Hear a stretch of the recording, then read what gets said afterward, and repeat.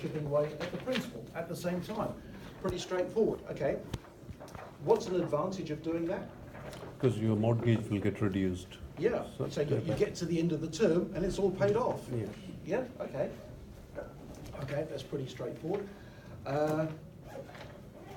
What's a disadvantage of having a principal and interest mortgage? Tell me what an advantage would be. What would be a disadvantage?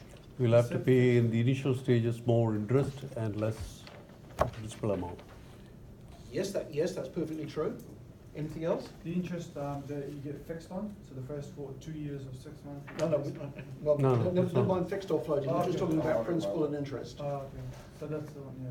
So you pay a lot of interest in the beginning. And then Yeah, you do. Okay. Contrast that then with interest only. What's the big difference in the payments? The interest will be lower Or if it's interest only? and the principal will remain as it is Yes. on the expiry date. Okay. So if you have a P&I mortgage, the amount of money that you have to shell out every fortnight or every month, whatever your payments are, the size of the payments, of the repayments, is actually much larger because you're paying off both sides, right? Yeah? Okay, good. Come back to interest only. So an interest only mortgage is, as the name suggests, interest only. Okay.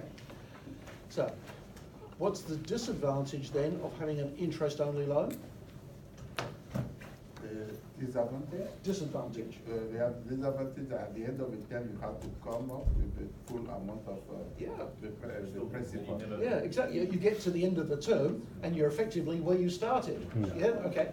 You've had the benefit of clearly having that sum of money, but you get to the end of the term, you still owe the same amount as you did when you started. Yeah, you're actually no further ahead. Okay. Conversely, though, what would be an advantage of having interest only? It's basically for the investors. And the interest will be, the payment which you need to pay is very small. Yes, okay, yeah, okay, you said two things in there. So the amount of money that you're actually paying, yeah, is obviously much lower because you're only paying the interest. And secondly, from the perspective of an investor, the money that you're paying in interest is effectively treated as a cost. Yes, okay. So the money you're paying in interest is a cost. That's a It's big just point. like rates and insurance and maintenance and all the other things you have to pay out on the property. It's just another cost. And because it's a cost, it is a tax deductible expense. Does that all make sense? Yeah. Yeah? Okay. All right. So, if somebody is purchasing a home that they intend to live in, which sort of mortgage will be most common? Principal and P&I interest. or interest? Yeah. Principal and interest. Principal and interest. Yeah, absolutely right. Because You are paying off the principal amount slowly. yeah. So I think as homeowners, we like to know that we're taking out a loan for several decades in most cases. We're taking out this long-term loan, and we would like to know that when we get to the end of it, we've actually got a home that's paid off. Yeah? Okay. All right. Length of mortgages. Okay. What's the maximum length you can get a mortgage for in New Zealand? 30 years. 30 years. Okay. All right. Nice. It's always. Interest rates, fixed terms, floating, and so forth. Okay. All right. What do we mean by a fixed term mortgage? It can be fixed from 6 months to 5 years. Okay, that's typically the terms. Yes, okay. So a fixed term mortgage then is an agreement between And the the bank. borrower and the lender, and Very the interesting. borrower agrees to borrow a specified amount of money at a specified interest rate for a specified amount of time. Yeah, so you're going to borrow $100,000, whatever it is, yeah, at say 5% over 3 years. Yeah, okay. The point is, it is fixed. Okay, so the interest rate is fixed for that term. It can't possibly change. It's a contract between the borrower and the lender. So there's an agreed interest rate, absolutely locked in. The term is locked in. So it's typically anything from 6 months to 5 years. There have been odd exceptions outside of that. About 4 or 5 years ago, the TSB was offering 10-year fixed terms. okay, but that's unusual, yeah? Typically it's 6 months to 5 years. Okay. From the borrower's point of view, what's an advantage of having a fixed term loan? Because you are very definite about the payment. Yeah, it's certainty, isn't it? Yeah, because as the borrower, it's absolutely fixed, it's set in stone. As the borrower, you know exactly what your payments are going to be to the cent. Yeah, every month it's going to be this amount of money, and it doesn't change. Yeah, really, for household budgeting purposes, it's really easy. Yeah, okay. What would be a disadvantage? Sorry? Penalty, you don't get as.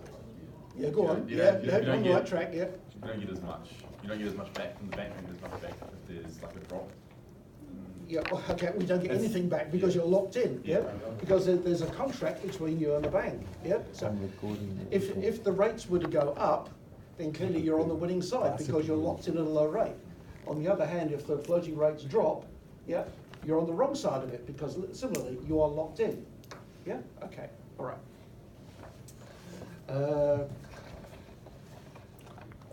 If you have a fixed loan and you want to break your contract with the bank, remember you've got a contract, if you choose to break your contract with a bank, in all likelihood the bank's going to charge you a penalty. Remember Kerry did the calculation on the board? Okay, right. The bank is going to charge you a penalty, so you are absolutely locked into this. Yeah, so on one hand you get the advantage of the certainty, but on the other hand you are absolutely locked in, there's no escape, yeah? Or you can escape, but it's going to cost you. Yeah, okay. All right. What is floating interest? Interest rate. Yeah, go on. Fluctuates. Agreement with the bank where you go with the interest rate of what the bank is. Market Yeah, rate. yeah, the market rate, yeah, yeah, okay. So the floating rate is, as the name suggests, it floats up, it floats down. It depends on whatever is happening, yeah, in the financial world at that particular time. So sometimes the floating rates are climbing, sometimes they're falling, sometimes they stay stable for long periods of time. Okay. The classes The disadvantage, of course, is that you have the uncertainty. So you can take out a loan at a particular rate, yeah, then a couple of months down the track, the bank says, no, that's going up. Fine, you know, and it goes up, it goes down, it moves around all over the place. So you don't have the certainty that you have with a fixed term. Okay, right. What's the really big plus of having floating interest rates? You can break that and put it on the fixed anytime you want. You can break it is the point, yeah, okay. Flexible. Okay, yeah, you have the flexibility to be paying off lump sums without incurring penalties. That's really good for people like you that earn commissions, yeah, okay. You might have a couple of months where you might earn small amounts of money or maybe nothing at all, and then you get a thumping great payment, yeah, so you can put it off the mortgage, yeah, and you can pay off a lump, and the bank doesn't charge you any penalties. Yeah, all make sense? Okay. Right. Let's talk about mortgage brokers, mortgage advisors. What do they do? They arrange finance on behalf of the customer. Yes, yes, they do. So the mortgage broker is, their role is very much like yours, because you're the facilitator between the buyer and the seller. Similarly, they're a facilitator. They sit in the middle between the borrower and the lender. Yeah, okay. So their role is very much like yours. So they will facilitate the loan. What's some advantages of using a mortgage broker rather than going straight to a bank? More leeway to find the best interest. Yes, okay. So instead of being constrained to just one or two options, perhaps with a mortgage broker, you've now got a whole marketplace full of options. They don't necessarily just to deal with the traditional banks. They will deal with insurance companies, finance companies, yeah, wherever the loan could be sourced. Yeah, okay. There are big insurance players out there, people like Sovereign Home Loans. Yeah, Sovereign is not a bank, it's an insurance company. Yeah, but they're very much in the mortgage business. Yeah, okay. So mortgage brokers will do that. What else are mortgage brokers good at? Negotiating. Yeah, they'll very likely get you a better rate, a better interest rate than you can get for yourself, because they know where to place the loans. Yeah, they'll get you a better interest rate. Anything else? What was the question? Mortgage brokers, benefits of using mortgage brokers? Sorry? They advocate for you to the banks. Yes, they do. They're very good at negotiating on your behalf. They're very adept at packaging loan applications in the way that the banks want to receive them. Yeah, you and I as the public simply don't know that stuff. We don't understand that stuff. We're presented with a form and we fill it in. Yeah, okay. The mortgage brokers are very adept at packaging the information and presenting it in a way that the banks like. Yeah, in the best possible way to get the deal over the line. Yeah, okay. In a residential sense, as far as residential properties are concerned, who pays the mortgage brokers? The banks. The banks, the lenders. Yeah, okay. It's not always true in commercial industrial, but it certainly is true in residential. Yeah, so from the borrower's point of view, there is no extra cost because the mortgage broker, mortgage advisor's fee is going to be met by the bank. Yeah, okay. All right. Financing, we've got two parts here, investment properties and businesses. Okay. Okay. Kerry talked about this when he was here. If a purchaser comes to you and they want to borrow 100% of the purchase price of a property, yeah, they want to borrow 100%, can they do that? Yes. Under what circumstances can they do that? If they have got another property. Yes? They have enough equity in that property. Equity is the word, yeah, that's it. okay. If the purchaser has equity in some other property, okay? So if let's say I own my own home, and let's say I've paid off most of my mortgage, I've only got a very small amount, so there's not much outstanding, but I now want to buy an investment property, but I want to borrow the whole lot. Yeah, okay. The bank would very likely take a mortgage now over both properties.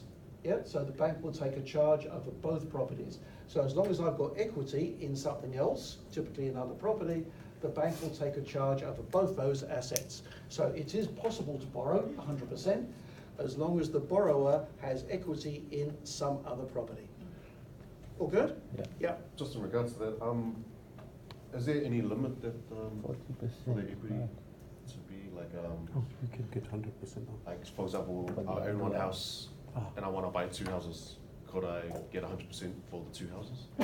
All depends on the numbers. All depends on the numbers. It's, yeah. Remember all the things that Kerry was talking about? It's going to, I'll be right there. It depends on what your income is and how, from a bank's point of view, it's all about security. Yeah, the banks tend to be very risk averse. The banks are about security. So there's not necessarily a limit that it's 1, 2, 3, 4, or 100 properties. It's all about what sort of risk does it represent to the bank. Yeah, Kayla. The property that you already own that you're trying to use for equity to get 100% of the property you own. Yes. Would that property that you already own have to be worth how much you want to get out for the other property? Well, okay. Across the two properties, yeah, because I've now got the property I live in, I've got my home, and I want to buy this other one. Yeah, okay. The bank would look at the value of both those properties combined. Yeah, so what's the combined value of both those properties? So how much was the loan to value ratio? Right. Yeah, remember Kerry talked about those. What's the LVR? What's the loan to value ratio across both properties? Yeah, that would be the key. Yeah, I think that's what my parents did, because like my mum bought a house right across the road from my dad, and our mortgage at my dad's house was paid off, but now it's not anymore, and Yeah. we're paying off both houses. Yes, yeah, that's exactly right. Yeah, so you've got one is leveraged off the other. Yeah, absolutely fine. Okay, all good? Okay. All right. Now, I know Kerry ran a bit short of time when he was here the other day, because there's the last line here, financing of investment properties and businesses. Okay, so let's flesh that out a bit and talk about businesses. If your purchaser wants to borrow money to buy a business, okay, what sort of things do you suppose the bank would consider as security? Remember, security for the loan. Just fixtures and fittings, Yeah, okay. Fixtures and fittings, yes. When you say assets, what kind of assets? stock. Cash ones, or Revenue? liquid cash, or whatever it is. Stock, Stock on hand, yeah. no property. Yes, okay. So, yeah, because banks generally are quite risk averse, banks really like real estate, yeah? They like real estate as security, because if the worst happens, you know, the bank takes a mortgage over the property, and, you know, there's a notation appears on the certificate of title, the bank now has a registered security, and in the event that the loan goes bad, then the bank can force the property to be sold to recover the debt, mortgagee sale, yeah? So, banks really like real estate as an asset, yeah, okay. So, somebody comes along and they want to buy a small business, the bank will say, how are we going to secure this loan? First and foremost, they like real estate. So if the loan could be secured maybe against the purchaser's house, or maybe the business might have a real estate asset, might be a factory or a warehouse or whatever. So the business might have a real estate asset. Second choice, the bank could secure the loan against other assets of the business. The business might well have vehicles, machinery, some kind of plant equipment. The business might have some stock on hand of some description. Yeah. The bank could potentially secure loans against all of those sorts of things. Well, yeah, all makes sense? So what the bank will do is look at the overall projection also of the business. Oh, yes. Potential of earning.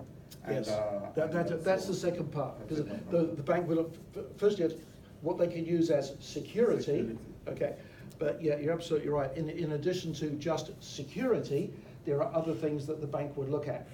So yeah, you're right, the bank would certainly want to look at the financials. How is this business tracking? Is this business showing good solid growth year on year, or is this business going down the tubes? If it's going down the tubes, why the hell do you want to buy it? Yeah, okay, the bank would ask those sorts of questions. So they would want to see the financials, typically for the last 3 years of the business. The bank would also like to know about the sort of tenure that the business has over the property. An awful lot of businesses operate out of leased premises. Yeah, an awful lot operate out of leased premises. Now, the bank is going to want to see the lease. If the lease is going to expire in 3 months' time, the bank's going to be concerned, yeah? Because that means that the business is either going to have to renegotiate the lease, or maybe they have to move the business to new premises, yeah? Okay. Either way, there could potentially be some costs, and there could be some disruption to the business, yeah? Neither of which the bank is going to like very much, okay? So the bank is going to want to see the lease. What they're hoping for is to see a nice, good, long lease in place. Yeah, so they know that the business has got those premises secured for a good long time to come. Yeah, make sense? Yep, okay. The bank is also going to want to know about any future revenue that's locked in. If, for example, it's a manufacturing business and it's manufacturing these chairs, yeah, and it's got a supply contract to produce 10,000 chairs every year, yeah, for a string of universities, yeah. The bank would love to know about that, yeah, because it's future revenue that's locked in, yeah. It's a hotel that's booked out solid for the next 18 months, or it's a restaurant that's got a lot of forward bookings. The banks like to know that stuff, yeah, because it's future revenue that's locked in. Does that all make sense? Yeah. Yeah, comfortable with all of that? Okay. Probably on business. Right, let's move on. This next section is to deal with selling of rented properties. Okay, look at this first bullet point. How a tenancy could affect the settlement date in a sale and purchase agreement. What effect is the tenancy going to have? Should be 6 weeks from the date of settlement. Maybe that's one of the options, yeah. The purchaser can't move in until they leave. Yeah, With a fixed term tenancy agreement, they are entitled to stay in the home for that fixed term. for the duration of the tenancy, yeah. Okay, so all of those things are right. So it was how a tenancy could affect the settlement date in the sale and purchase agreement. So if it was a fixed term, it was a fixed term, clearly the tenant has a cast iron right to be there for whatever that term happens to be, yep? So there could be another 6 months or a year or whatever it is to run. Okay, so the settlement date, the possession date is going to be influenced by whatever that termination date is. Yeah, okay. Now, if the purchaser wants to move in and occupy the property, clearly they can't do so until that tenancy has come to an end. Yeah, okay. If the property is being purchased as an investment, then it's absolutely fine. Yeah, because the tenant can remain. It just means that the tenant is now paying rent to the new owner instead of the old owner. Yeah, all good? Okay. If the property was rented under a periodic tenancy, yeah, okay. If it's rented under a periodic tenancy, how much notice is the tenant going to have to be given before the purchaser can get vacant possession? 48 days from the date of settlement. Oh, no, yeah, 42 Okay. days. 42. 6 weeks. by the way. 42 days, so 6 I weeks. all sorts of different things. Okay, right. 48 days. The Oh. tenant is entitled to have 42 days Yeah, 6 from the weeks. date 40 the agreement 42 days. becomes 6 unconditional. weeks. Okay, 42 days Yeah, from the 42 date it becomes 6 unconditional. However, if 7 you're weeks. going to send that notice through the postal system, yeah, 7 weeks. then you should allow an extra 4 days. Yeah, okay. 7 weeks, So it's probably. 42 days. The tenant is entitled to have the notice in their hand for 42 days. So if you're going to go knock on the door and give it to them, that's fine. Yeah, you've got 42 days. But if you're going to rely on the postal system, you should add another 4 days. Yeah, so they've got it in their hand for 42. If they've yeah. gone overseas, we can just email them. No, you have to be there in 21 days. If Well, they're not you there, can't we- be. Okay, well, it's, okay. It depends what's written up actually in the, Contract. in the residential agreement, residential tenancy agreement. If it shows, if it shows an address for service as being an email address, then you could. Okay. So it depends what's in the original tenancy agreement. Okay, So it's easier to say 42 days from the day they receive the notice. yeah. So the tenant's entitled to get 42 days, yeah, if you're relying on the postal system, you have to add another 4.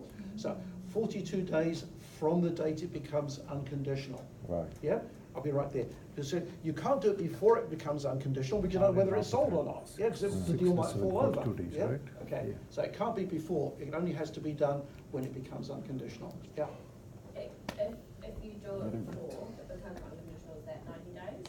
No. Okay. 42 No, days. but- oh, I- 90 days from. Okay, go back a step.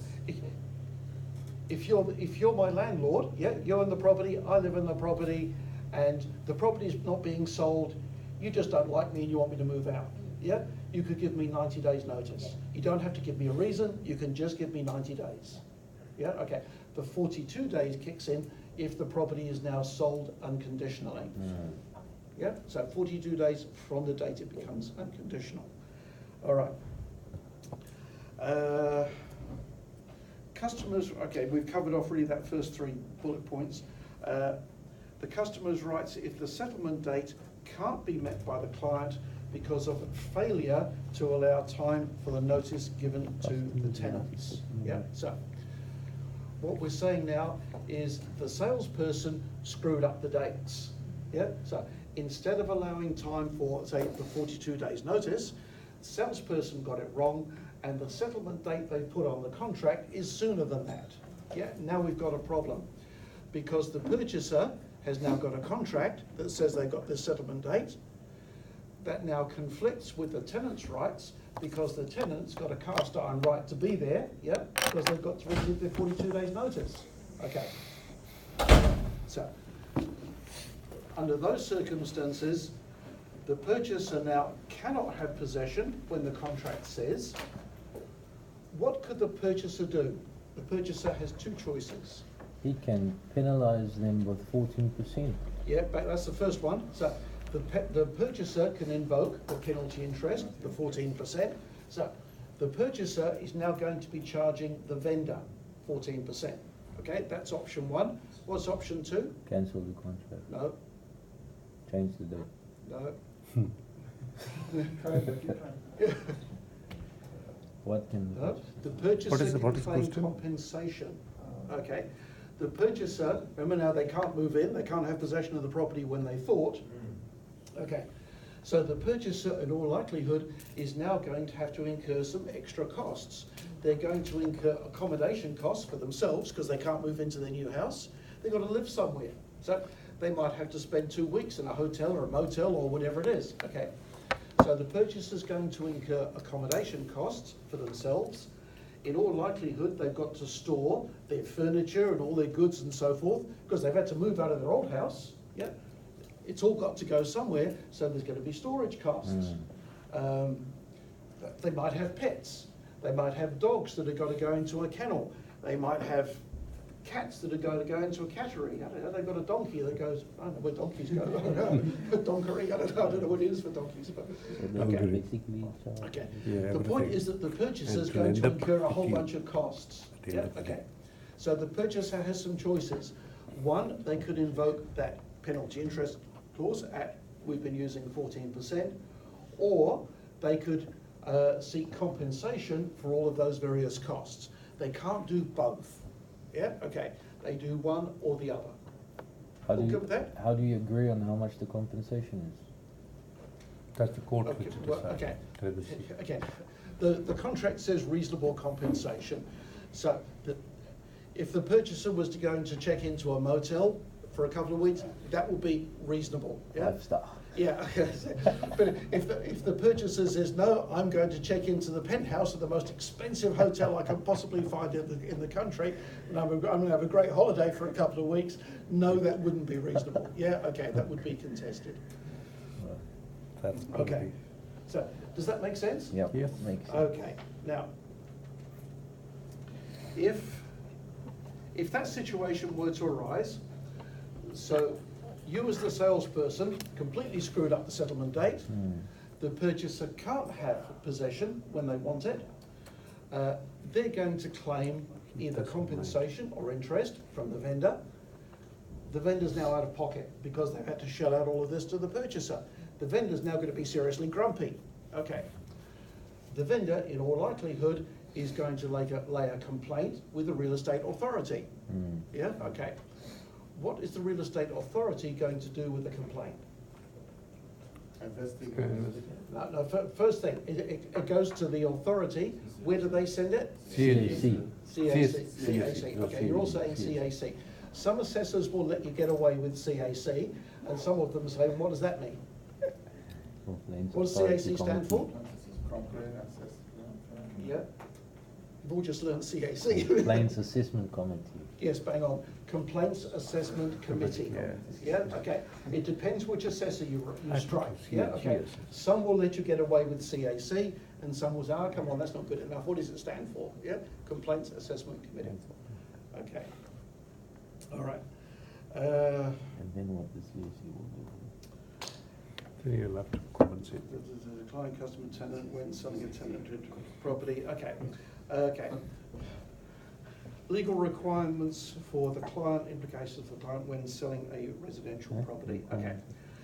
If your client is a landlord, they've decided to sell a property, there's a tenant in the property, what do they have to do? You have to give notice in writing. They have to Informing, notify. notify. They have to notify the Intention of tenant selling. that the property is going to be sold, right? There is an Oh. intent to sell, right? Before- Section before. 47 of the Residential Tenancies Act, they have to advise the tenant that the property is to be sold, okay?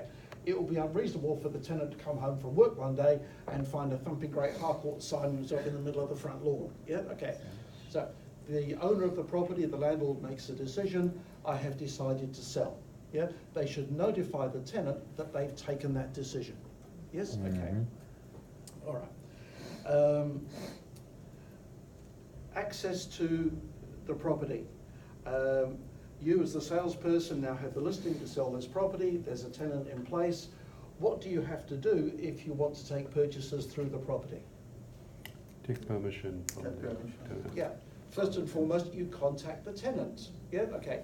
And typically that's on a fairly casual sort of basis. You call the tenant, hello, it's so-and-so here from such and such realty. I'd like to bring some purchasers through the property 3 o'clock this afternoon, yeah, or next Wednesday at 4, or whatever it happens to be. All okay with that? And typically that's, oh yes, that's fine, and you might have to juggle the dates a bit, but that's the way it works. But the point is you get consent from the tenant, Mhm. yeah? Okay. Sometimes I've seen the salesperson, they have a little box with a key. Mhm. So if the tenant says, okay, just come whenever, if they give you the consent in the 6 weeks, come whenever you want. Yes. Then you can just go, right? if Yes, have the yes, you key can. Okay. Okay, the sort of little boxes you're talking about, they're called lock boxes. All right, they're frequently used on residential properties, whether they're tenanted or not, just for the sheer convenience of having the key located on site, rather than having the key located in your office. Yeah. Okay. You might have an office with 20 or 30 salespeople in, and yeah, it's always going to be inconvenient because you can almost bet your life that 2 people want the same key at the same time. Yeah, It's so much more convenient to have the key held on the property itself. There are several different options out there. The traditional form is you have a little metal box with a length of chain on it, and the chain has a padlock, and it is secured in some manner to the property itself. All of the salespeople know where that key is because it's recorded on the listing form, and that's fine. They just take purchase of the property, help themselves to the key, and away they go. There is a more modern version of that, which is essentially the same thing, but instead of being secured with a padlock, it's an electronic device, and you activate it with your smartphone.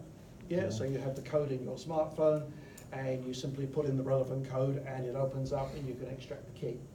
Okay. Some property owners will simply leave a key on site somewhere, yeah, that they hide it, but they always hide it in really naive places. Typically, they will say, it's under the 3rd flower pot from the left, yeah, it's under the 3rd flower pot, or the 3rd garden gnome, or the, you know. They always think they're being original, but I bet your life it's always the 3rd one. Yeah, yeah. Yeah, they think the burglars don't know. Yeah, it's always the 3rd one. Yeah, okay. All right, that's probably about enough as we need to do on that. We'll talk about warranties. Okay, implications of client warranties. We got chattels and we got building works. All right. Okay. What are the vendor warranties in relation to building works? What is the vendor saying? What's the warranty? He has got consent from the, Yeah, consent and Permits. consents, permits. Yeah, keep going. And it's legal. It's legal. oh, Yeah. that's it. Code compliance certificate. Ring any bells? Yes. Yes. Okay. So the vendor is providing a warranty that any building work that they've done or they've caused to be done has whatever permits or consents, code of compliance certificates, whatever it should have had, it has had. CCC. Yeah, so all the building works are all legal, they're all legitimate, everything is as it should be. Yeah? Okay. All right. What would happen if they weren't? He can cancel the Cancel the contract. contract. Cancel the contract. Depending on how serious it was, it would be more likely to create a right of compensation. Yeah, okay. If That's they've, if it's sold, right? Property is sold, otherwise. yeah, if it's sold and you discover afterwards that the Yeah. warranty has been breached, Yeah, then, if it was really serious one, it might bring about cancellation, but it's much more likely just to create a right of compensation. Alright. All good? Okay. Let's talk about chattels. Okay. Break this one down into a couple of parts. Chattels. What's the warranty regarding ownership of chattels? It reminds with the, Unencumbered. It has to be yours. It has to be yours, yeah. Unencumbered. Unencumbered is the word, yeah. Unencumbered, yeah, all sorts of variations on this, cucumbered and all sorts of things, right. Unencumbered, effectively it means that those assets, those chattels, whatever they are unencumbered. debt-free. How do you spell it? Unencumbered. I had a pen somewhere.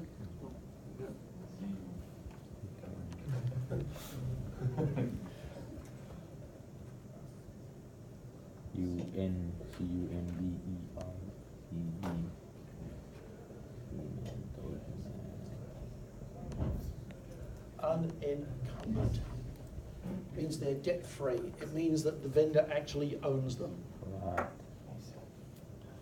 Okay? Let's move into the condition of the chattels. There are several warranties in there that relate to the condition of the chattels. What are they? Should be in working condition. Okay, firstly, it should be in working order. Yep. It should be in the same condition it was when they saw it. Yes, yes. So whatever the chattel is, the dishwasher, the washing machine, the carpet, the curtains, the light fittings, whatever it is, should be in the same condition on settlement as it was back when the buyer saw it. Okay, good.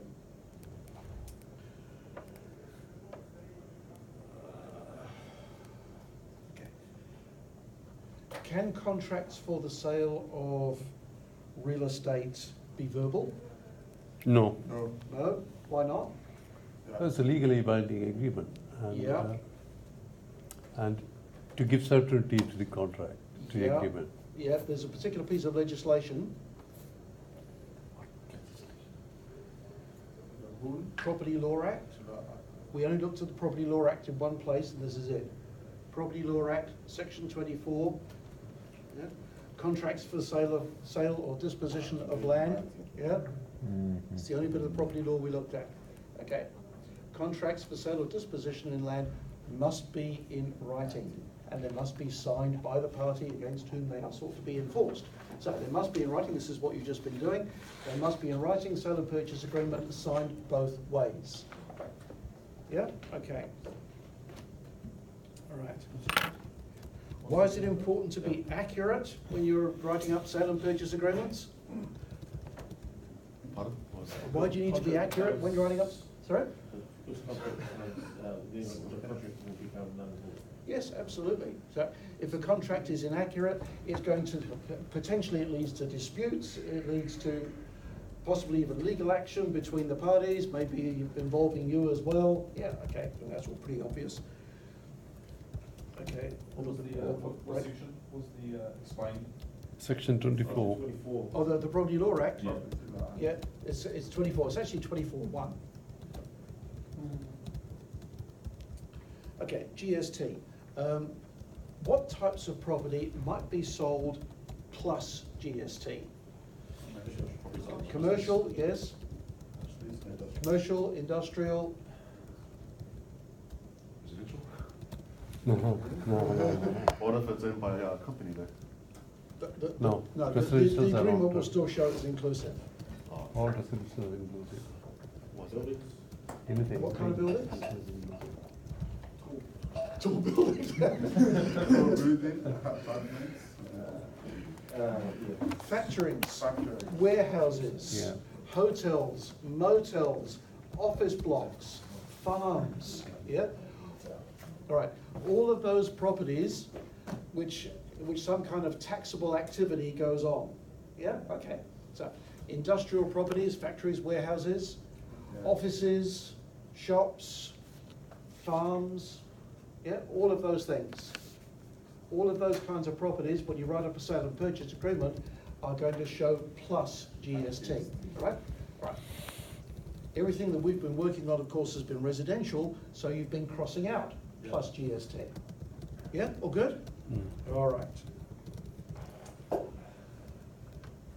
Okay, this is where we Doesn't might run out argue a of bit with space, your right? books. Hmm? Sale and It's not running purchase out of space or agreements. something like Right. How many originals, stress the word originals, how many originals would you draw up? The batteries. How many of you read the book? Basically, it is 3, I think. 2. Okay, your book says 2. Your book says 2 originals. Okay, I'd like to say I think your books are wrong. Right, your book says 2 originals. I think best practice is 3. Yeah, that's what I When said. when your assessor will ask you a question along those lines. All right. The minimum you need is 2 because the 2 original documents are going to go to the respective lawyers. Yeah, purchaser and vendor. Okay. I'm arguing that best practice is to produce 3, right? Because when you meet with a purchaser, first time up, purchaser wants to make an offer. Okay. It's highly likely that you're not going to be doing this by hand like you are for your assessment. You're actually going to be doing this in your office on a computer. Yes, okay, right. So you create the document on your computer and you hit print, and when you hit print, you print 3. Yeah, so you're now producing 3 original documents. Okay. I'm suggesting 3 because when you go and meet with the purchaser has a right to have a copy of the document they've signed. Yeah, they have right to have a copy of the document they've signed as soon as is practical. Yeah, is what the law says, as soon as is practical. How are you going to achieve that? If you go along and see your purchaser with 2 originals, they sign 2 originals. They've now got to have a copy. Yeah, so what do? You jump in your car, you go back to the office, you run off a photocopy, and you go back and see them again and say, here's a copy of the document you just signed, right? Okay. How much easier would it be to have 3 originals? Yeah, they signed 2, just give them the 3rd one. Here you go, put that in a drawer. How quick and easy is that? So, minimum requirement is 2. I'm arguing best practice is 3. Yeah, okay. Some of your assessors will, oh, here he goes again. Yeah, okay, but all right. Yeah. Okay. Minimum 2, best practice is 3. They'll let you get away with 2, but okay, I still think they're wrong. Best practice is 3. Okay, so, right. When the sale and purchase agreement is written up,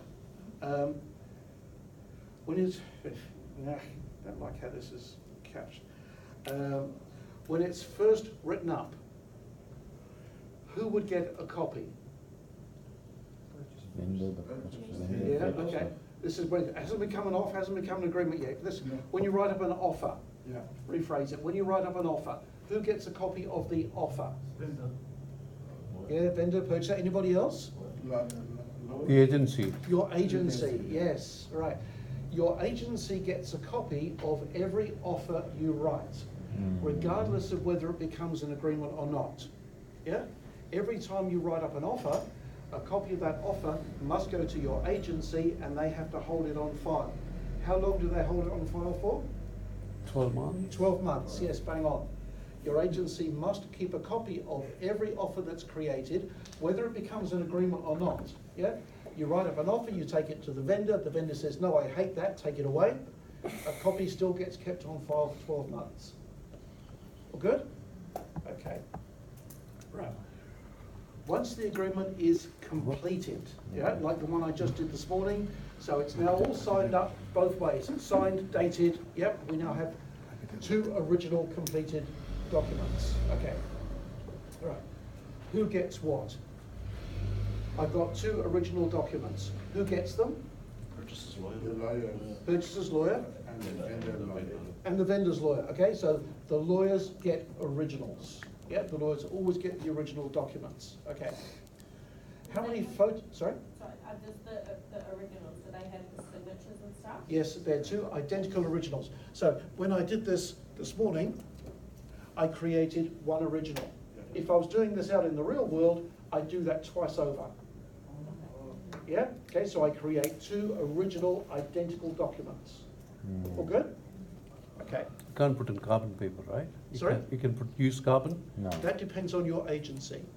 There is one large agency in Auckland that allows salespeople to use carbon paper.